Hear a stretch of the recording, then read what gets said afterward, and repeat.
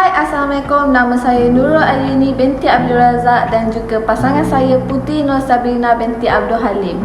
Hari ini saya akan membentangkan bahagian saya dalam CTU 152 yang bertajuk Peranan dan Pengaruh Perlembagaan Malaysia dalam Membentuk Etika dan Peradaban Nasional. Nama pensyarah saya adalah Ustaz Zulkifli bin Muhammad. Sesi Mei 2022. Saya yang akan membentangkan dahulu dan akan menyerahkan kepada pasangan saya ketika saya sudah selesai. Pendahuluan. Perpaduan dan hubungan yang harmoni antara kaum amat penting bagi menjayakan negara Malaysia yang berbilang kaum. Penduduk Malaysia terdiri dari berbagai bangsa, budaya dan bahasa. Malaysia merupakan sebuah negara yang penduduknya terdiri dari berbagai kebudayaan. Kebahasaan Malaysia berasaskan kebudayaan orang-orang Melayu sebagai penduduk asli Malaysia. Di mana orang-orang Melayu tersebut menerapkan ajaran agama Islam. Di samping itu, kebudayaan orang Melayu mengutamakan nilai-nilai sopan santun, kesederhanaan, keindahan dan keharmonian hidup, baik sesama anggota keluarga maupun masyarakat. Suasana kehidupan di Malaysia sangat mementingkan toleransi antara agama. Berbagai bentuk kebudayaan serta agama-agama lain sentiasa dihormati. Hari-hari perayaan seperti Hari Raya Tahun Baru Cina, Taipusam, Christmas, Gawai dan lain-lain dianggap sebagai perayaan penting untuk setiap kaum setiap kali perayaan itu tiba. Demi mewujudkan suasana negara yang harmoni dengan pelbagai kaum ini, terselitlah peranan penting dan pengaruh Perlembagaan Malaysia untuk membentuk etika dan peradaban nasional negara Malaysia ini. Pembentukan Persekutuan Malaysia pada tahun 1963 telah menyebabkan keadaan Malaysia pada masa kini lebih stabil dari segi keadaan sosial dan ekonominya. Perlembagaan atau undang-undang merupakan salah satu daripada 5 syarat sesebuah negara dipanggil negara selain daripada perlu adanya penduduk, kerajaan, wilayah dan kedaulatan. Perlembagaan negara Malaysia dibentuk berdasarkan sejarah yang sangat panjang berteraskan perjuangan rakyat serta kerjasama pelbagai etnik dalam menghadapi ujian getir penjajahan British. Seterusnya, landasan.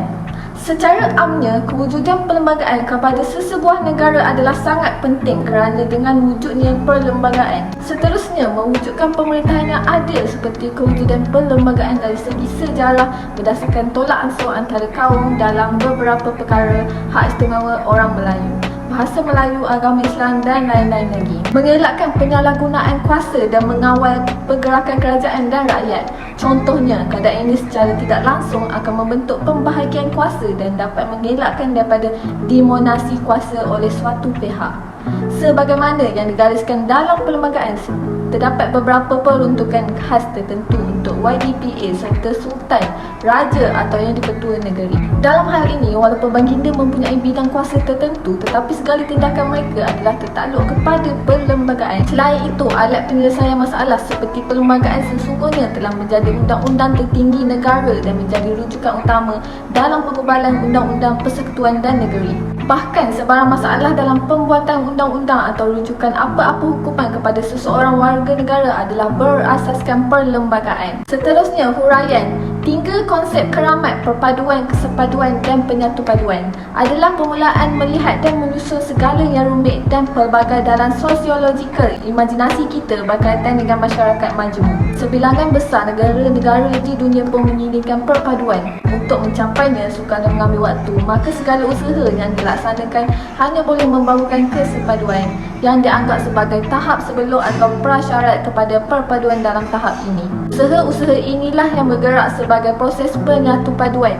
Proses ini tidak akan berhenti kerana selagi ada kepelbagaian, selagi itu usaha penyatupaduan mesti diteruskan. Dalam konteks masyarakat berbilang etnik seperti Malaysia, usaha ke arah mencapai perpaduan berterusan dilaksanakan walaupun sukar dicapai. Perubahan sosial yang dikecapi ini adalah hasil usaha pelbagai pihak yang cinta akan keamanan dan keharmonian. Seterusnya, isu. Setelah Tanah Melayu merdeka pada tanggal 31 Ogos 1957, secara rasminya Tanah Melayu menjadi sebuah negara yang bakal membangun dengan sendirinya tanpa ada campur tangan lagi dari pihak British. Tanah Melayu yang sudah sedia maklumnya stabil dari segi ekonomi yang mampu untuk bertahan dan membangun. Selain cadangan parti-parti berhaluan aksi Brunei dalam pembentukan Malaysia, Brunei pada peringkat awal yang menerima berita tersebut dengan sangat baik. Sultan Brunei ketika itu iaitu Sultan Omar Ali Saifuddin sangat teruja dengan berita pembentukan Malaysia. Dikatakan baginda sudah lama ingin mengadakan hubungan pandangan budaya dan adat Islam yang sama dengan orang Melayu di tanah Melayu. Begitu juga penduduk Kuala Lumpur yang menanti-nantikan penambahan dalam keluarga Melayu dengan adanya orang Melayu Brunei. Reaksi Indonesia. Penubuhan Malaysia yang ditujukan kepada beberapa pihak telah mendapat pelbagai reaksi. Sudah sedia maklum bahawa Singapura sangat berminat untuk menyertai penubuhan Malaysia. Akan tetapi wujud penentangan daripada negara jiran seperti Indonesia. Negara tersebut memberi reaksi negatif kepada idea Tuanku Abdul Rahman ini. Semasa berlakunya Revolusi Brunei, Presiden Sukarno dikatakan memberi sokongan terhadap gerakan yang dilakukan oleh Parti Rakyat Brunei. Oleh sebab itu, Tuanku Abdul Rahman telah mengutuk Indonesia kerana memberi sokongan kepada pihak pemberontak. Akan tetapi, Presiden Sukarno menafikan pernyataan ini walaupun beliau mengaku bahawa Indonesia bersimpati ke atas penduduk Kalimantan Utara di dalam perjuangan mereka ke arah kemerdekaan. Setelah itu, Sukarno mendakwa bahawa gagasan Malaysia sebenarnya merupakan satu agenda untuk menyekat Indonesia dan mengawal hasil mentah Borneo untuk kepentingan kerajaan membentuk imperial. Itu sahaja daripada saya akan menyerahkan kepada pasangan saya